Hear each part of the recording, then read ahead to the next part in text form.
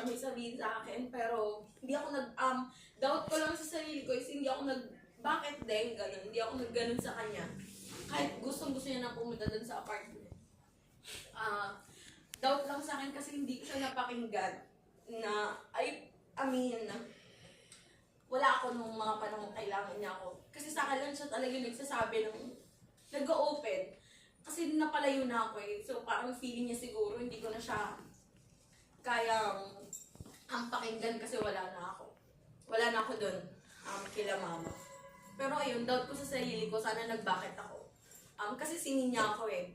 Tapos that night pala may mga ganong shits na nangyayari. So parang, ang bigat sa loob ko. And then, ano ba? Nung graduate ako ng college last August, sinabi niya sa akin na gusto niya rin maging katulad ko. Nag-graduate siya ng